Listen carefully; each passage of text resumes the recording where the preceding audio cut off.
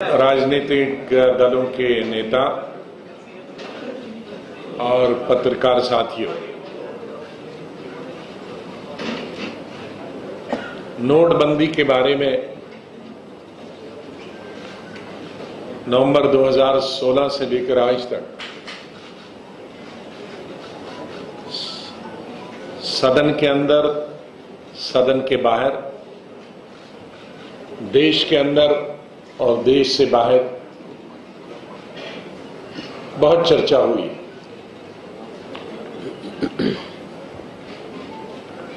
और ये भी सबको मालूम है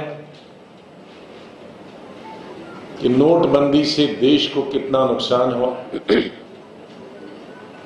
कितने हजारों छोटे और मध्यम स्तर के उद्योग बंद हो गए और कितने करोड़ों लोग, पहले तो अनुमान लगाया जाता था लाखों, लेकिन जो नई नई रिपोर्टें आती हैं उनके द्वारा अब तो करोड़ों की संख्या में लोग बेरोजगार हो गए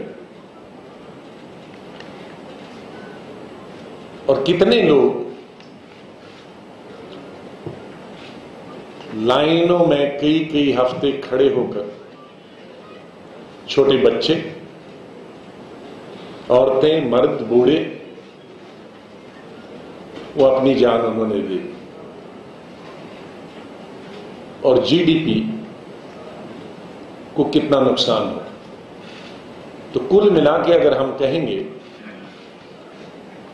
कि नोटबंदी से देश बहुत पीछे चला गया, नोटबंदी से हमारा उद्योग बैठ गया, नोटबंदी से करोड़ों लोग बेरोजगार हो गए।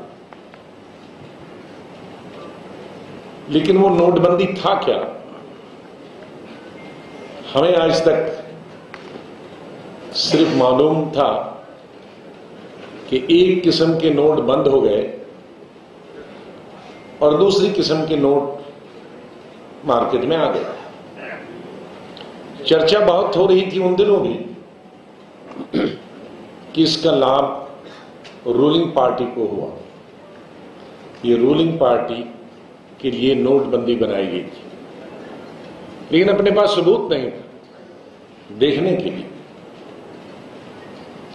तो आज हमारे साथी पार्लियामेंट के मेंबर, जाने माने वकील कपिल सिब्बल साहब आपको कुछ सबूत पेश करने वाले हैं। मैं उनसे निवेदन करूंगा कि वो इस पे आगे चर्चा करें। बहुत धन्यवाद। धन्यवाद। और दलों के सभी नेता यहाँ जो पधारे उनका हम धन्यवाद करना चाहते हैं। तो आपको याद होगा कि 8 नवंबर 2016 रात को 12 बजे प्रधानमंत्री जी ने भाषण देते हुए कहा कि इस देश में जिसके पास भी 500 रुपए का नोट है और 1000 रुपए का नोट है वो लीगल टेंडर नहीं माना जाएगा। और फिर रिजर्व बैंक ऑफ इंडिया ने कई नोटिफिकेशंस की 8 नवंबर से लेकर, और थोड़ी बहुत सुविधाएं लोगों को मिली, लेकिन 4000 से ज्यादा आप बैंक से निकाल नहीं सकते थे। अगर किसी ने शादी करनी हो तो 2.5 लाख रुपया से ज्यादा निकाल नहीं सकते थे। एटीएम में इतना पैसा निकाल सकते थे, इससे ज्यादा नहीं निकाल सकते थे। और अगर कोई बैंक में जाकर अपना एक्सचेंज करना चाहता है तो वो 31 दिसंबर से पहले वो एक्सचेंज कर सकता था, डिपॉजिट कर सकता था। ये notification reserve bank of India की रही। लेकिन और प्रधानमंत्री ने यह भी भाषण में कहा कि इसका मकसद था कि हम आतंकवाद को खत्म करें, फेक नोट को खत्म करें, करप्शन को खत्म करें, ब्लैक मनी को खत्म करें। ये उन्होंने भाषण में कहा, लेकिन ये नहीं बताया कि इसके पीछे असली मकसद क्या था।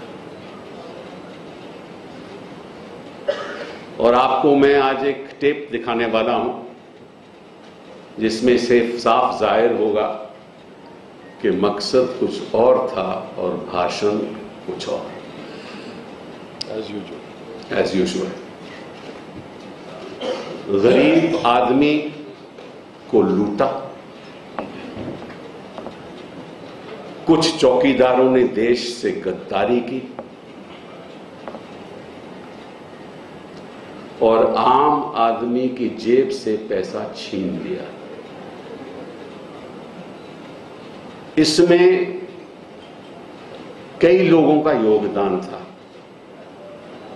इसमें भाजपा के कुछ लोगों का योगदान था। आप देखोगे तो अनुमान लगा लोगे तो शायद ऊपर से नीचे तक, नीचे से ऊपर तक, और भी अन्य प्लेयर्स इसमें हैं। और ये पैसा जो आप टेप पे देखोगे, ये सारा दिसंबर 31 के बाद एक्सचेंज हुआ। एक्सचेंज ऐसे तो नहीं हो सकता जब तक बैंकों ने साथ ना दिया हो। जो राजनीतिक दल हैं बैठे हुए उन्होंने साथ ना दिया ना। जब पैसा मूव करता है तो पुलिस का साथ भी चाहिए, एक्सचेंज करने के लिए बैंक मैनेजर का साथ भी चाहिए, अधिकारियों का साथ भी चाहिए, और सबसे अहम ऊपर जो बैठे हुए हैं उनके साथ के बिना ये हो नहीं सकता। ये टेप पब्लिक डोमेन में एक वेबसाइट पे हमने देखा, वहां से हमने डाउनलोड किया, और ये जो टेप है वो लगभग 30-31 मिनट का टेप है। लेकिन मैं आपको पूरा नहीं दिखाऊंगा क्योंकि वक्त कम है। जो 18 मिनट का टेप जिसमें ये वाक्य आप आंखों देखी आप देख सकते हो, वो मैं आपको दिखाऊंगा, और उसके बाद फिर लाइट बंद करो। मैं आपको बताऊंगा कि इसके पीछे सोच क्या थी, साजिश क्या थी, और निष्कर्ष ये निकलता है कि इससे बड़ा अपराध कोई देश के साथ कोई नहीं कर सकता। ये साफ साफ ट्रीजन है, इससे कम नहीं है। आप देश की पूंजी को चोरी कर लो और पार्टी को दे दो, उससे बड़ा अपराध क्या हो सकता है? खजाने से चोरी कर लो, पार्टी को दे दो, उससे बड़ा अपराध क्या हो सकता है? इन्हीं शब्दों के साथ मैं आग्रह करूंगा कि टेप चलाया जाए। लाइट बंद करो, लाइट बंद कीजिए और टेप चलाए। लाइट बंद करो। 3 करोड़ के 2000 के नोट इनको मिले। वेरिफिकेशन एक होटल में हुई। इन्होंने बोला कि साहब ये कमीशन 40% तो बहुत ज्यादा है। बोला नहीं, ये तो हमें तो थोड़ा बहुत मिलता है, ऊपर भेजना पड़ता है। फिर कुछ लोगों का इन्होंने नाम लिया, और ये सब चीज 31 दिसंबर के बाद हो रही है, जब कोई एक्सचेंज हो ही नहीं सकता था। तो इसमें कहां से ये एक दीवार है 2000 वोटों की, कहां से आया, किस ट्रेजरी चेस्ट से आया, दुबई जाता है। और फिर जो इन्वेस्टमेंट होती है, जो पैसा 40% बनता है, वो दुबई में इन्वेस्टमेंट होती है। उसका प्रोजेक्ट है। वो कहता है हम तो छोटे लोग हैं, हमें लाइन में खड़ा होना पड़ता है इन्वेस्टमेंट के लिए। यहाँ लोग भूखे बेचारे लाइन पे खड़े थे, इनको प्रॉपर्टी खरीदने में लाइन पे खड़ा होना पड़ता है। और वो नाराजगी दिखाता है, कमलम से फोन आता है, वो अंदर बैठते हैं, और ये अंदर जब जाकर ये सब दृश्य देखता है तो इसको गाली गलौज करता है कि तुम आए कैसे। तो सवाल ये उठता है, ये पैसा आया कैसे, इस जगह पहुंचा कैसे, कौन लाया, कौन से बैंक से आया? ये तो रिजर्व बैंक ऑफ इंडिया का पैसा है जो चोरी हो रहा है। चोर कौन है और चौकीदार कौन है? ये देश के सामने सवाल उठता है ना। अब देश को तय करना पड़ेगा कि चोर कौन है और चौकीदार कौन है, और देशभक्त कौन है और देशद्रोही कौन है? यह फैसला करना पड़ेगा हिंदुस्तान की जनता को। गद्दार कौन है और देशभक्त कौन है?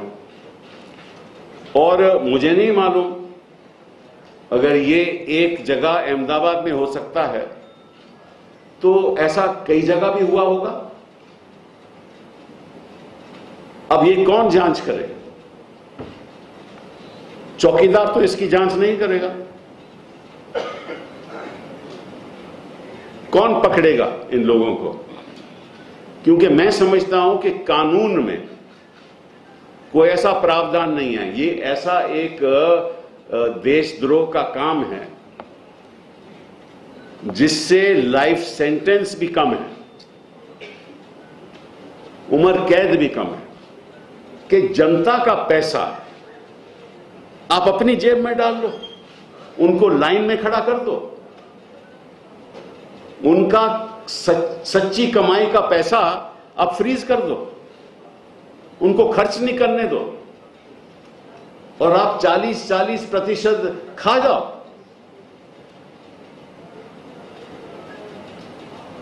इसमें तो एक मैं समझता हूं क्या होना चाहिए क्या नहीं होना चाहिए कि सबसे पहले तो आप लोग यहां बैठे हुए हैं, पहले तो सबसे पहले पत्रकारों को हमारा साथ देना चाहिए, क्योंकि अगर आप लोग हमारा साथ नहीं दोगे तो इसका मतलब यह होगा कि आप भी जनता के साथ नहीं है।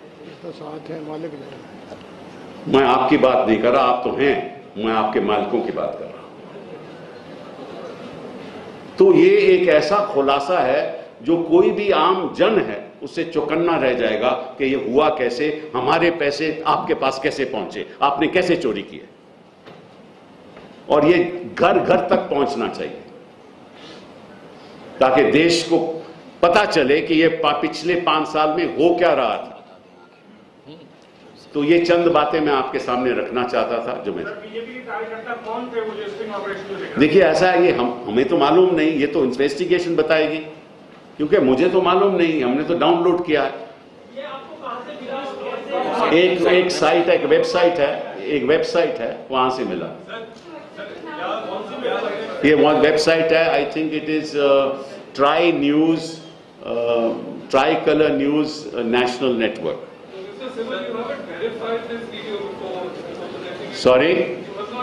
No, how can I verify? I am not the owner of this video. It is in the website. Anybody can verify. You know, you have seen the conversation, you know the person, you've seen the person talking, you've seen the exchange, you've seen the language, you've seen the notes. Now, if you still doubt it, it is for you to doubt it. पत्रकार एक सवाल ये कि क्या सरकार से मांग करेंगे कि इस वीडियो की जांच हो? पहले तो हम जनता से मांग करेंगे, देखो आपकी जेब से पैसा कैसे चोरी हुआ। सरकार से हम क्या मांग करेंगे? हाँ, वो तो आपको मालूम है, गुनाहगार तो ये लोग हैं। It is try colour news network.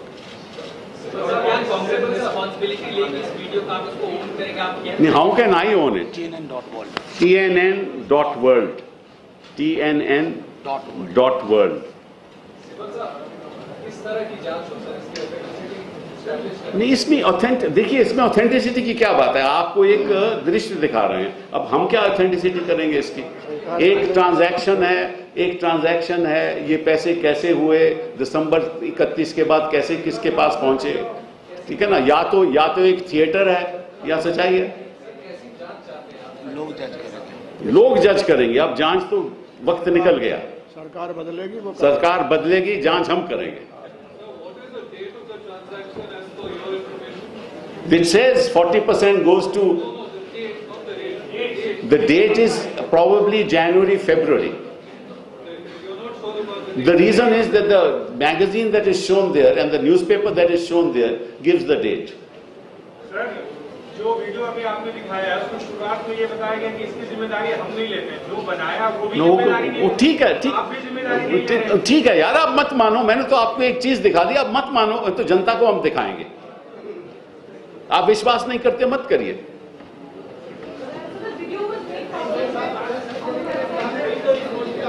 जांच की जाए।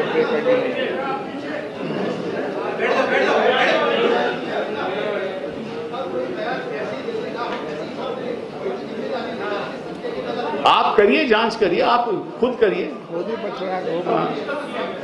मुझे नहीं मालूम, मुझे तो वेबसाइट से मिला। मैंने वेबसाइट दे दी मैंने आपको, देख लीजिए आप।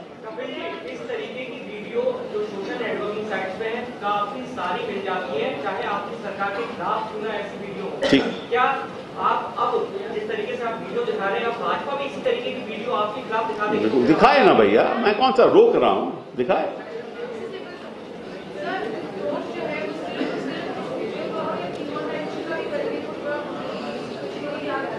सॉरी,